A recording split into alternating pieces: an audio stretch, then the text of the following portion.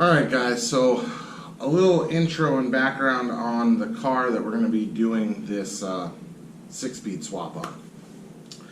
So I'm recording this after the fact because I never did an intro video when I first got the car up to the shop in Kansas City. I immediately pulled the computers out of the car to send them to AJ. So we were kind of behind the gun. And day one, I apologize, there's not a lot of recording that took place. There was not, I kind of got in a groove to start working, and I just kept going. So as the videos go on, the video and the content gets better and better. There's some good funny parts in the video of me and Parker arguing, I guess jokingly. But anyways, a little background on the car. So I bought this car. This is my personal car, which is kind of turned into the shop car, the test mule car. But I bought this car brand new in 2013. It had 7 miles on it, and I bought a base model Hemi car. It's got cloth seats, no sunroof, no backup camera, no navigation. It was a pretty base model car. I bought it with the intention of knowing that I wasn't going to leave it alone. I knew that purchasing an SRT8 model, while yes, that would have put me up as far as the horsepower and, you know, the active suspension, nice seats, all this stuff, I knew that that stuff was not going to stay in the car. So again, it's a 13.57 car, but ever since I bought it, I've always wanted a 6-speed. It was just something that I almost bought a Challenger. I was very close, but at the time I was using it as to, you know, as kind of my daily driver, and you know, I had 2 young kids at the time. My daughter was barely 1 year old, so there was a lot of reasons why I bought the Charger. Plus, I really love this body style. So the goal was to always 6-speed swap it. And it's taken 7 years to do so, but it's finally here. We bought everything from a wrecked 2013 Dodge Challenger from Salvage Street out of Hillsboro, Missouri. They hooked us up with all the parts, the section out of the trans tunnel, everything, so a big shout out to them. And Dylan, I believe his name is, he helped me out. He helped me out with the engine harness and everything. The main goal was to put the car together with factory parts, with OEM parts. We wanted it to be as if it was built from Mopar.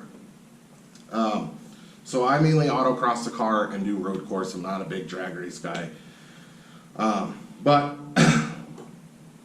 the car is set up to do that. And while the automatic did a good job, it lived a very hard life, and I was starting to run into some issues with it as far as incorrect gear ratio codes, which usually means it's got some bleed by in the valve body, or the clutches are slipping.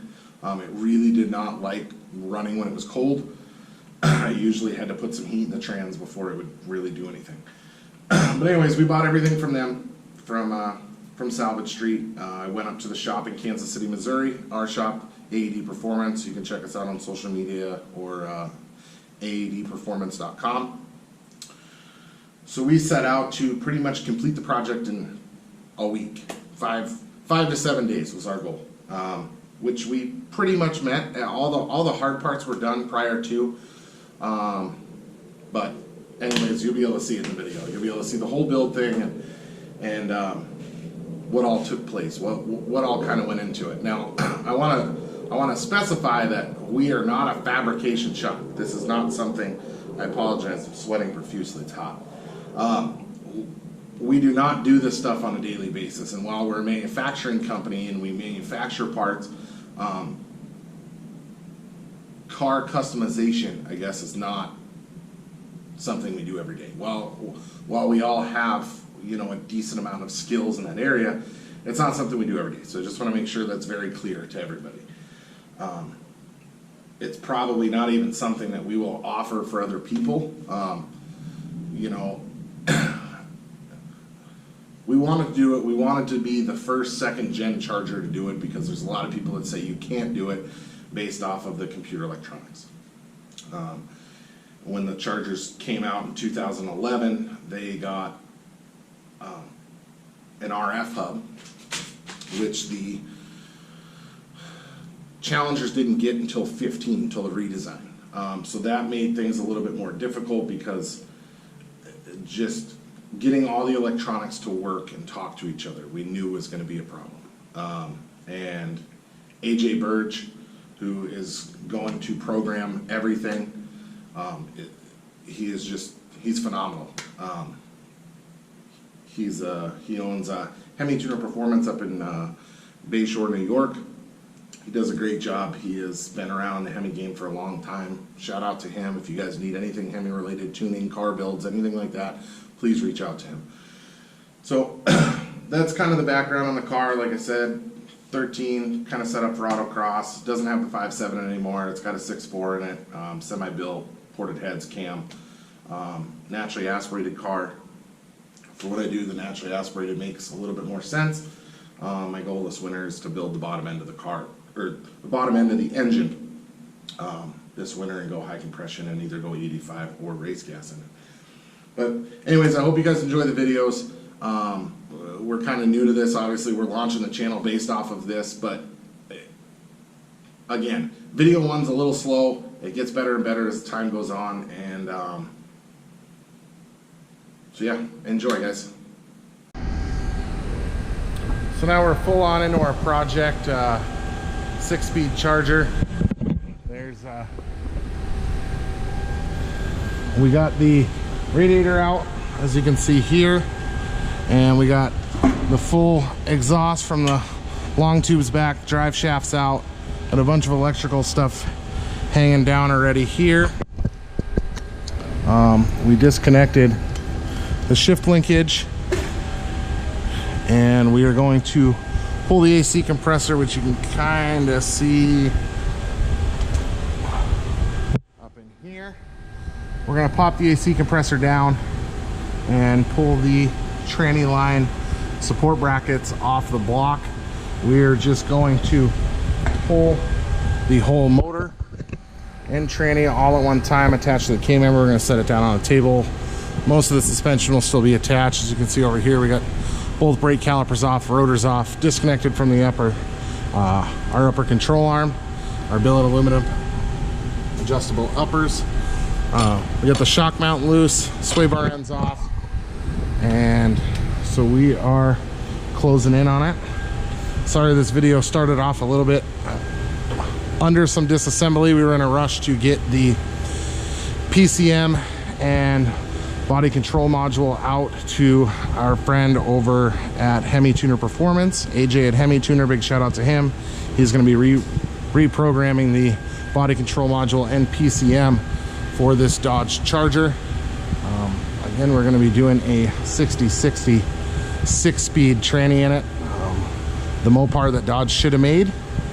This car was originally a 5.7 car, is now has a semi-built 6.4 in it.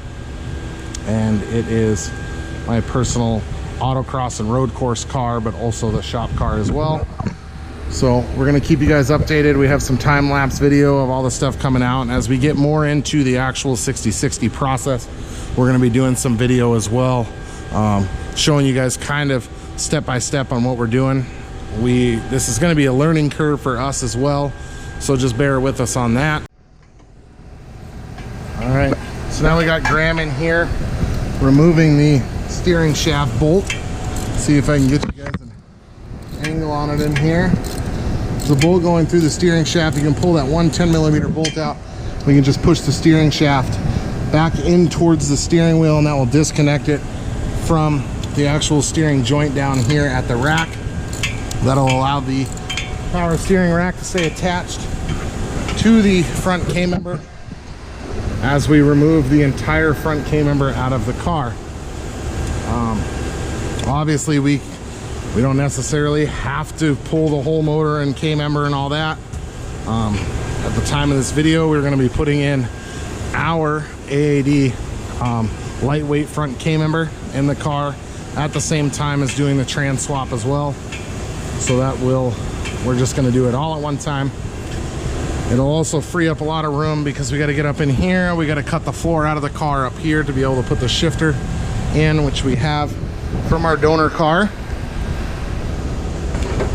We have the floor plate that Salvage Street sent us all of the TR60 6-speed stuff out of a wrecked 2013 Dodge Challenger. So they were nice enough to give us the floor piece as well that we need for the actual shifter to go through the floor. So here is the rest of the TR60 parts that we're going to need to complete this project. So we got the TR60 here out of a 13 Dodge Charger, the flywheel, clutch, pressure plate. We have the cross member right here. We have a Challenger shifter bezel with a stock shifter in it for right now. We're gonna put that in. The bezel we'll have to figure out how to make work. If not, it'll run with no bezel in it for right now. We have the pedal assembly here and the 6-speed brake booster and master cylinder, which has the tap for the actual for the clutch line. Again, the engine harness, miscellaneous bulbs, and a little bit of spacer. But we are going to be running a stock shifter for right now. It's laying down here. We got the drive shaft figured out. I believe we'll have to test it once the trans is in, but we're going to be able to run the Charger back half shaft with the Challenger front piece.